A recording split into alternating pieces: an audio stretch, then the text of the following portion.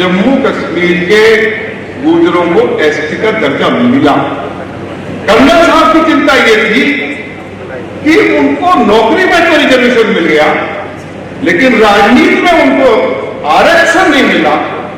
परम पूजनीय बाबा साहब भीमराव अम्बेडकर ने इस देश के एससी एसटी समाज को, पिछड़ों को आरक्षण दिया और उसी तरह से परम श्रद्धेय कर्नल किरोड़ी सिंह बैसला गुर्जरों को और अन्य 4 जातियों को 5% आरक्षण देकर गए। हजारों बच्चों को उसकी बदौलत रोजगार मिला है। जहां से आंदोलन शुरू हुआ था उनका नाम स्वर्ण से लिखा जाएगा। बाबा साहब जिस तरह से एससी एसटी पिछड़ों को आरक्षण दे गए, उसी तरह से कोई माई का लाल इस धरती पर अब पैदा नहीं हो सकता कि 50% से ऊपर 5% आरक्षण को जो देकर गए वो अमर हो गए हैं। मैं पूरे समाज की ओर से उनके चरणों में श्रद्धांजलि अर्पित करता हूं।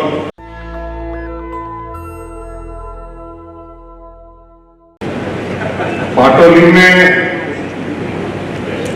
जब उन्होंने पहली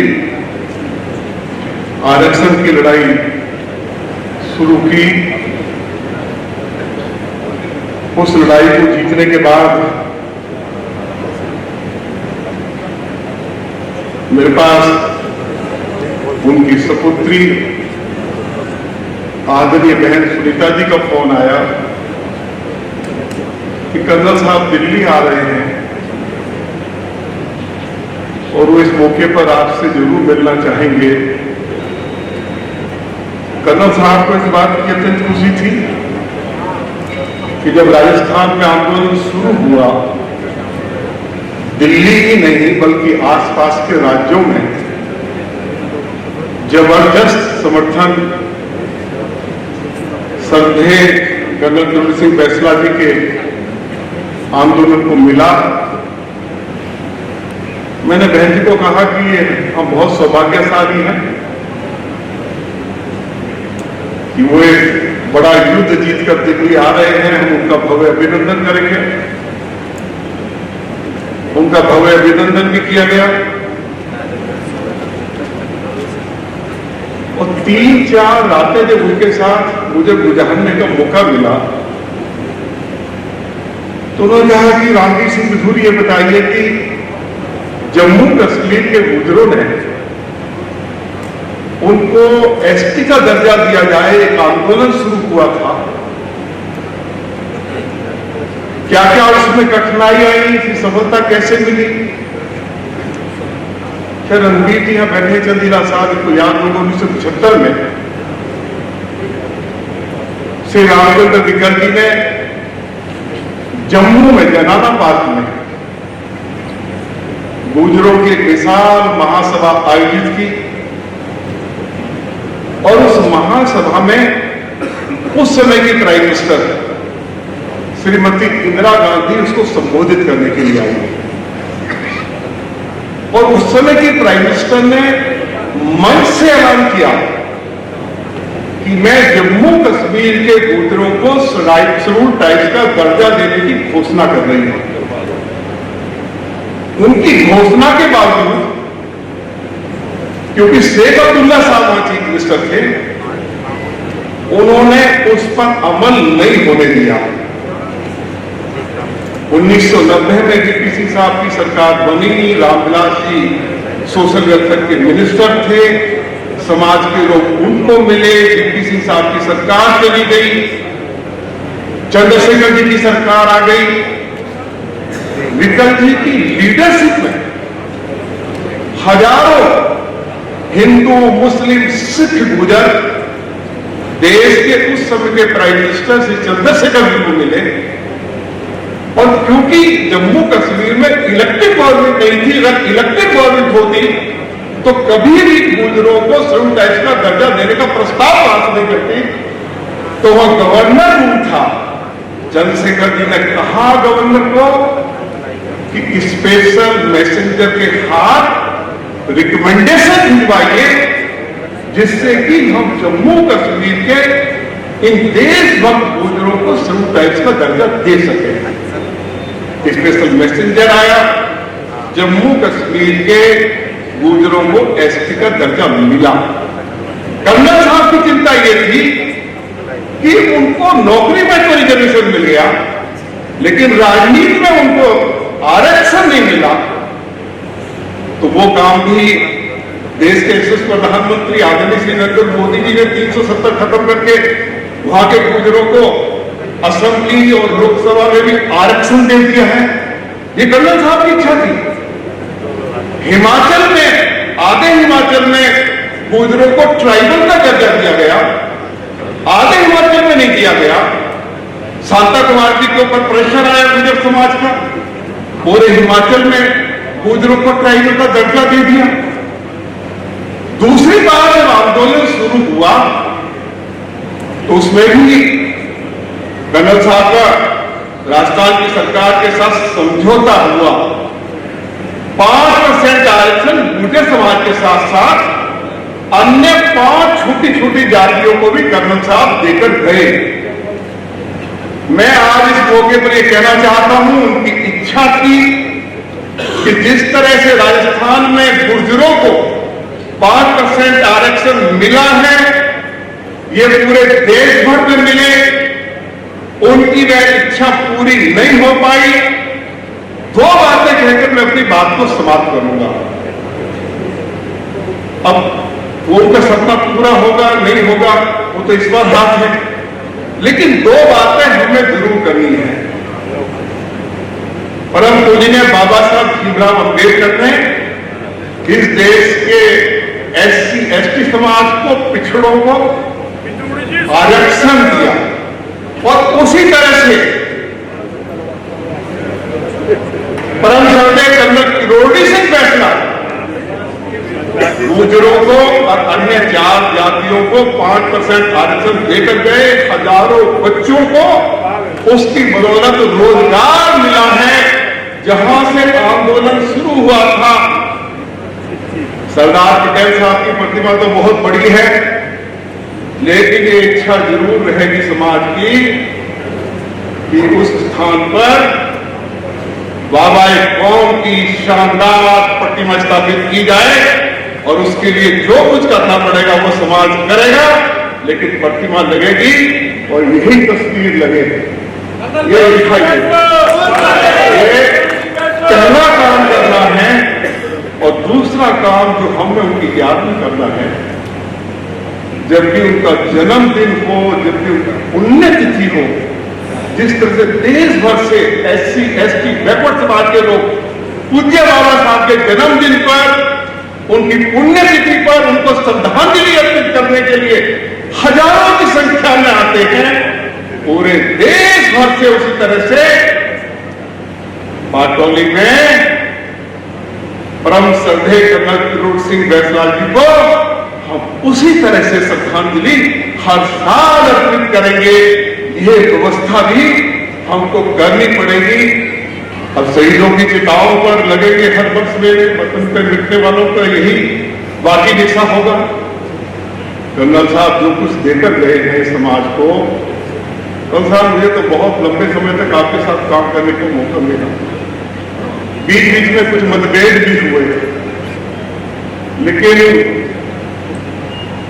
आप इतने बड़े थे, कभी हल्कापन उनमें देखा नहीं। और दूसरे वाला जो आंदोलन था उसमें तो पूरी तरह से उन्होंने मुझे अधिकार दिया हुआ था कि भाई सरकार के साथ आप ही बातचीत करोगे, मैं दूसरी वाली बातचीत में शामिल नहीं होगा, और हम ही बातचीत कर रहे थे। तो 50% के अंदर 5% तब की मुख्यमंत्री ने आरक्षण देना स्वीकार किया, तो मैंने कहा कर्नल साहब अभी ये परिषद में है, चुनाव भी है, तो 50% से अलग हमें 5% जो है 50% के अंदर मिलना चाहिए। उन्होंने कहा कुछ नहीं, एक बार जरा हो जाने तो समझौता मैं ले लूंगा। इतिहास में उनका नाम स्वर्ण अक्षरों से लिखा जाएगा। बाबा साहब जिस तरह से SC ST पिछड़ों को आरक्षण दे गए, उसी तरह से कोई माई का लाल इस धरती पर अब पैदा नहीं हो सकता कि 50% से ऊपर 5% आरक्षण को जो देकर गए वो अमर हो गए हैं।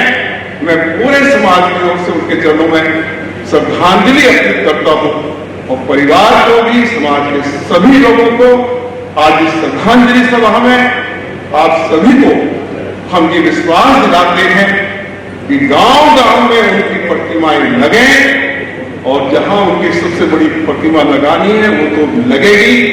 आपस में बैठकर समाज तय करेगा, उसके लिए जो कुछ करना पड़ेगा, साधनों की कमी नहीं होगी और इतनी शानदार प्रतिमा लगेगी।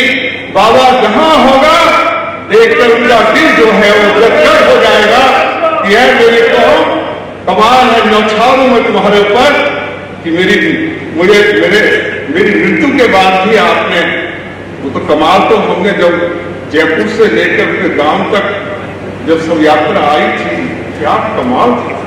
200 किलोमीटर लंबी यात्रा, सड़क में दोनों तरफ बच्चे खड़े हैं, टीचर्स खड़े हैं, किसान, 36 जाति के लोग, हाथ में फूल, धूप में 200 किलोमीटर पूरे रास्ते में।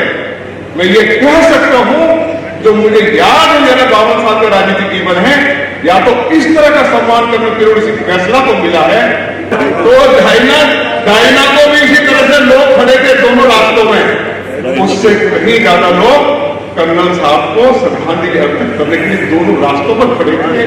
तो ये था कर्नल साहब का कमाल। इन्हीं शब्दों के साथ में एक बार फिर कर्नल किरोड़ी सिंह फैसला जी के चरणों में श्रद्धांजलि अर्पित करता हूं। गुर्जरों के गांधी कहें, गुर्जरों के अंबेडकर कहें,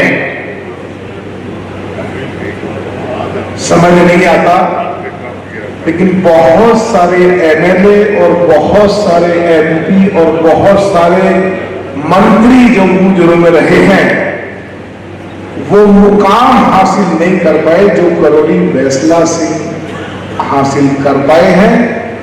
उनको बहुत सारी श्रद्धांजलि।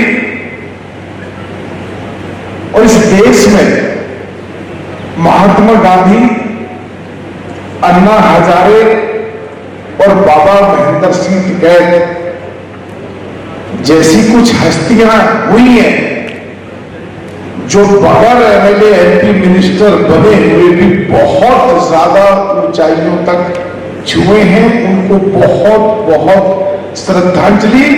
और आप सब लोगों से प्रार्थना कि जो हमारे पड़ोस में ही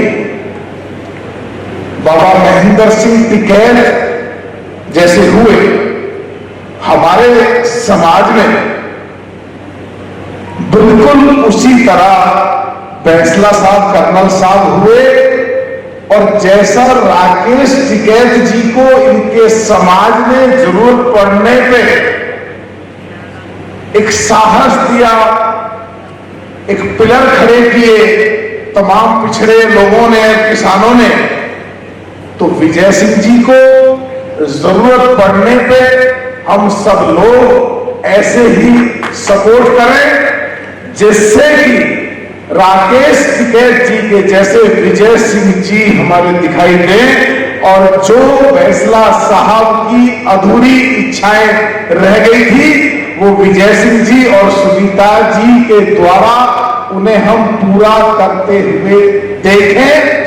एक बात कह के मैं समापन करूंगा अपनी बात को। आप लोगों के लिए पार्लियामेंट में खड़ा होकर के तो जब मैं बोलता हूं तो उसकी प्रेरणा मुझे कर्नल फैसला साहब से मिली। बहुत बहुत श्रद्धांजलि। और आप सब लोगों के बीच में रह करके एक ही बात के साथ अपनी बात को समापन करूंगा कि पिछड़ों की लड़ाई, कमजोरों की लड़ाई, दलितों की लड़ाई, मजलूमों की लड़ाई जो फैसला साहब ने शुरू की वो जारी रहनी चाहिए। और विजय सिंह जी को जहां जरूरत पड़े हम सबको मिलकर के सपोर्ट करें, वही सच्ची इस राजनीति होगी। बहुत बहुत शुक्रिया। उनको श्रद्धांजलि अर्पित करते समय उनके अनेक गुणों का हमारे सामने वो गुण आया है जो हम हमारे जीवन में उसका क्रियान्वयन करें। मुख्यतः गुर्जर समाज विमुक्त घुमंतु में आते हैं। इस विमुक्त घुमंतु कमीशन का मैं चेयरमैन था 15 से 18 तक, और उस मेरे कमीशन के आधार पर हमने विमुक्त घुमंतु लोगों के विकास और कल्याण के लिए एक बोर्ड बनाया। उसका भी मुझे चेयरमैन इस तरह से बुलाया था। अभी 3 अप्रैल को वो मेरा कार्यकाल समाप्त हुआ है। इस कालखंड में विमुक्तों का इतिहास देखते समय, घुमंतों का इतिहास देखते समय मैंने एक सिद्धांत रखा कि ये जो हमारे विमुक्त बंधु है वो फ्रीडम फाइटर है, जिसको गवर्नमेंट ने क्रिमिनल बनाया अंग्रेजों ने 1871 में, क्योंकि वो अंग्रेजों के साथ लड़ते थे, ऐसे समाज को क्रिमिनल बनाया। तो ये फ्रीडम फाइटर्स है। और जो घुमंतु है ये हमारे कल्चर सेवर्स है। हमारे संस्कृति का उन्होंने, हमारी संस्कृति उन्होंने सेफ रखी है। तो इसमें से कर्नल साहब का जीवन क्रम हम देखें तो वो तो सेना में भी थे, सिपाही से लेकर कर्नल तक वो तो आगे बढ़े, लेकिन उसके बाद उन्होंने अपने जीवन में एक शुरुआत की कि जो समाज जिसमें से मैं आया हूँ वो समाज पढ़ा लिखा नहीं है, बहुत कम पढ़ाई है, व्यसनाधीनता है, कोई कर्जा उनके ऊपर है, शिक्षा का कोई प्रावधान नहीं है। तो ये इसके लिए उन्होंने जो जो प्रयास किए उसका यदि हम पीछे संदर्भ रखेंगे तो मुझे ऐसा लगता है कि महात्मा फुले, डॉक्टर बाबा साहेब आम्बेडकर, सावित्रीबाई फुले, हमारे शाहू महाराज, इन्होंने जो विषय रखे थे वही विषय हमारे कर्नल साहब ने आपके सामने रखे। तो एक ऐतिहासिक पुरुष बन जाते हैं।